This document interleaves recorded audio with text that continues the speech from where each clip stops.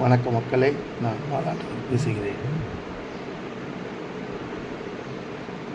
2026 தேர்தல் வர்ற April 23 voting ஆரம்பிக்குது. இந்த தேர்தலில் உங்களோட பொன்னான வாக்குகளை திமுக சின்னத்திற்கு வாக்களிக்க கேட்டுக்கொள்கிறேன். எதுக்காக நம்ம திமுகவுக்கு வாக்களிக்கிறோம்? திமுக இந்த 5 வருஷத்தில் தமிழர்களுக்கு என்னென்ன வாக்குறுதி கொடுத்தாங்களோ 550 வாக்குறுதி கொடுத்ததில் 440 வாக்குறுதியை இது வரைக்கும் நிறைவேற்றிருக்காங்க. நாங்கள் சொல்கிறதான் செய்வோம், சொல்லாததையும் செய்வோம். நிறைய வாக்குறுதிகள் மக்களுக்கு நல்லது மட்டுமே செஞ்சுருக்க கட்சி இந்த 5 வருஷத்தில் திமுக மட்டும்தான். அதுக்கு முன்னாடி 10 ஆண்டுகள் அதிமுக அவ்வளோ வாக்குறுதிகள் கொடுத்துருந்தாங்க.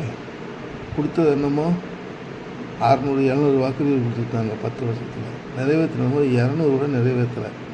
எதையுமே செய்யலை மக்களுக்கு. ஆனால் இந்த மக்கள் நலனுக்கான அரசு திமுக அரசு தான். அதில் சிலதை நம்ம பார்ப்போம். லேடிஸுகளுக்கு புதுமை பெண் திட்டம், அதாவது நல்ல காலேஜ் படிக்கிற பொண்ணுங்களுக்கு அவங்களோட ஃபர்தர் ஸ்டடிக்கு எல்லா ஹெல்ப்பும்.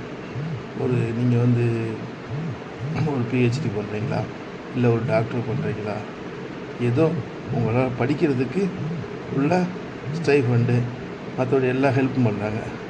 அப்புறம் உங்களோட ஸ்டாலின் முகாம், தமிழ்நாடு முழுசும் உங்களுடைய ஸ்டாலின் முகாம் போய்ட்டு மக்களோட குறைகள் ஃபுல்லாக வாங்கி அதை ஃபுல்லாக அந்தந்த நிமிஷத்தில் நிறைவேற்றிருக்காங்க. அதுபோக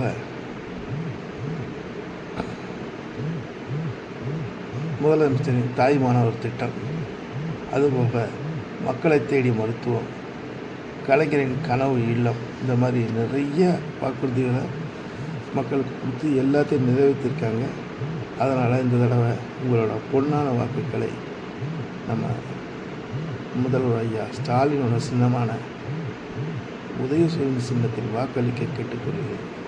நன்றி மக்களே.